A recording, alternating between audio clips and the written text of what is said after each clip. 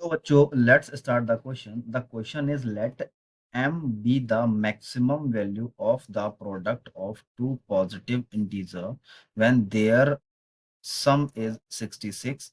Let the sample space S equals to x belongs to Z colon x into 66 minus x is greater than equals to 5 by 9 into m.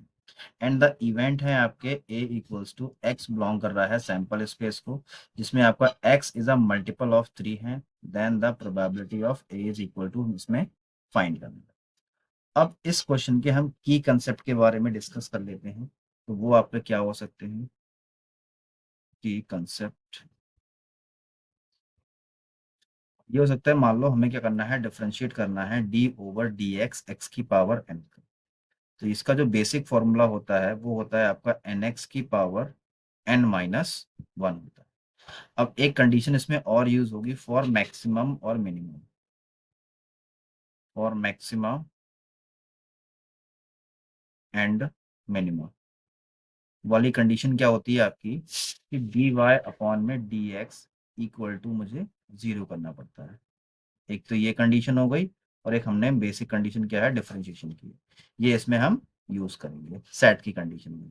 और यहाँ पे ये भी बोला गया है कि आपका probability of A equal to क्या होगा, और जो भी है एक्स, यानी कि एक्स बिलोंग्स टू एस, इसका मतलब क्या है, एक्स के सारे एलिमेंट आपके एस में होंगे एक सेट के अकॉर्डिंग।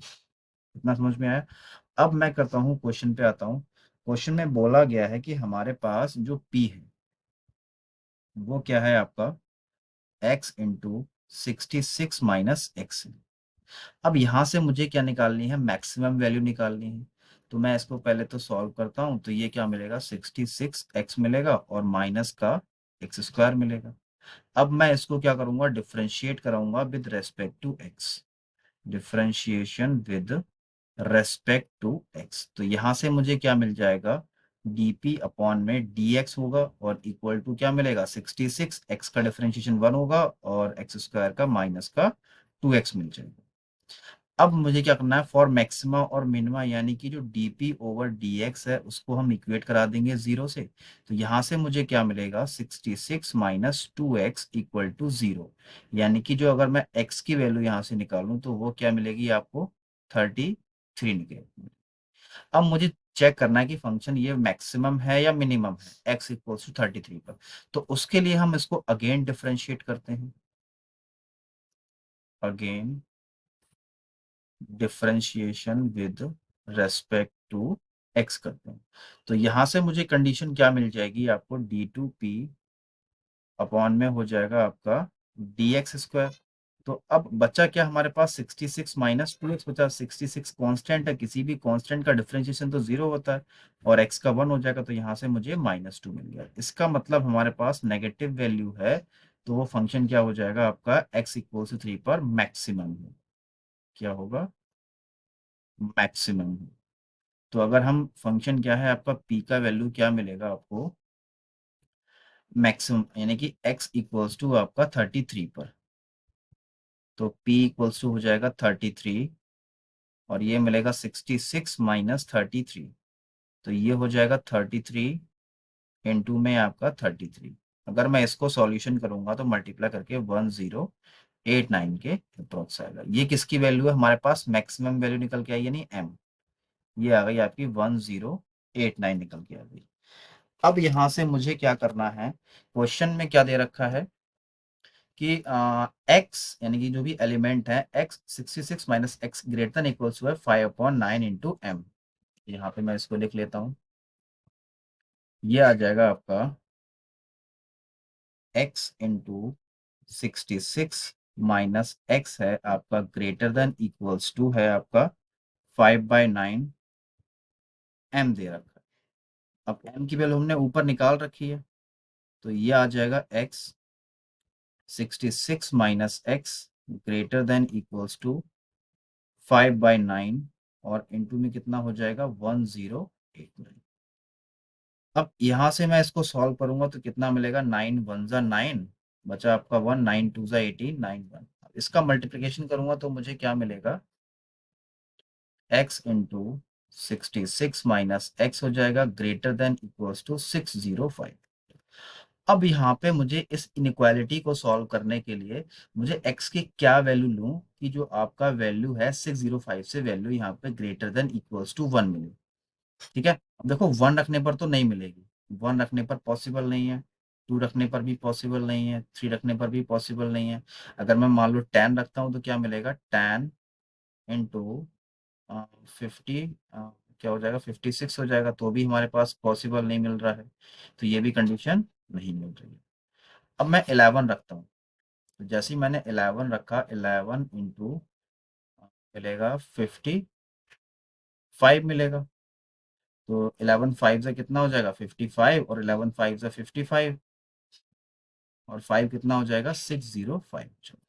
तो यहाँ पे x इक्वल्स टू 11 रखने पर वैल्यू आपको मिल रही है, यानी कि हमारे पास जो सैंपल स्पेस है वो कहाँ तक मिलेंगे आपको, हमारे पास 11 रखने पर मिल रही है वैल्यू, 12 रखने पर भी मिलेगी, 13 रखने पर भी मिलेगी, 14 रखने पर भी मिलेगी, 15 रखने पर, ऐसे ही लास्ट तक कहाँ तक मिल सकती है आपको, लास्ट में जो नंबर मिलेगा वो आपका क्या है 55 रखने पर भी मुझे वैल्यू 605 से वैल्यू बड़ी मिलेगी। इतना समझ में आ गया। अब मैंने 605 मतलब लास्ट में जो हमने 55 ही क्यों लिया, 56 क्यों नहीं लिया। ठीक है, तो वैसे ही हम 56 करेंगे तो वहां से मुझे जो वैल्यू है वो वो वैल्यू आपकी यहाँ पे छोटी हो जाएगी, इसलिए मैंने 55 लिया। तो आपकी जो एस की वैल्यू है यहाँ पे 55 है। अगर मैं टोटल नंबर काउंट करूंगा तो 55 में से 10 को माइनस कर दूंगा, तो यहाँ से टोटल जो सैंपल स्पेस आ जाएंगे वो कितने मिलेंगे आपको, 45 मिलेंगे। इतना समझ में आ गया। अब उन्होंने क्वेश्चन में क्या बोला है, कि क्वेश्चन में आपका बोला है, देख लेते हैं कि जो आपका x बिलोंग कर रहा है s, यानी कि x के सारे एलिमेंट s में होने चाहिए, और x क्या है, मल्टीपल ऑफ 3 है।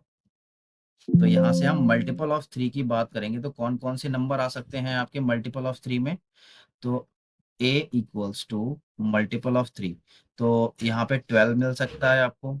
ठीक है, और आपका क्या मिलेगा, 15 मिल सकता है, और आपका 18 मिल सकता है, और भी बहुत सारे नंबर 21 है। तो कहाँ तक मिल सकते हैं ये आपके, 54 तक मिल सकते हैं, जो कि आपके 3 के मल्टीपल होंगे। ओके, तो अगर मैं इन्हें काउंट करूंगा, आप देखो यहाँ से एपी भी बनी, एपी के अकॉर्डिंगली इसको आप सॉल्व कर सकते हैं, तो टोटल जो नंबर मिलेंगे आपको यहाँ से मल्टीपल ऑफ 3 के, वो क्या मिलेंगे आपको, 15 मिलेंगे। अब मुझे प्रोबेबिलिटी निकालनी है, क्वेश्चन में पूछा गया है कि then P of A is equals to क्या हुआ, प्रोबेबिलिटी ऑफ ए, यानी कि प्रोबेबिलिटी ऑफ ए क्या निकल के आ जाएगी हमारे पास, इसको मैं चेक कर लेता हूँ, probability of A equals to total जो फेवरेबल आउटकम हमारे पास कितने आए थे, 15 आए थे, और टोटल है हमारे पास 45, तो इसको मैं कट कर दूंगा, तो यहाँ से प्रोबेबिलिटी ऑफ ए क्या मिल जाएगा आपको, 1/3 मिल जाएगा। तो यही इस क्वेश्चन का फाइनल आंसर है। मैं ऑप्शन चेक कर लेता हूँ, ऑप्शन आपका जो करेक्ट हो जाएगा वो आपका ऑप्शन बी करेक्ट हो जाएगा। ओके, क्या हो जाएगा आपका ऑप्शन बी करेक्ट। तो यही इस क्वेश्चन का फाइनल आंसर है, 1/3, बी ऑप्शन करेक्ट है। Okay, so I hope you understand and thank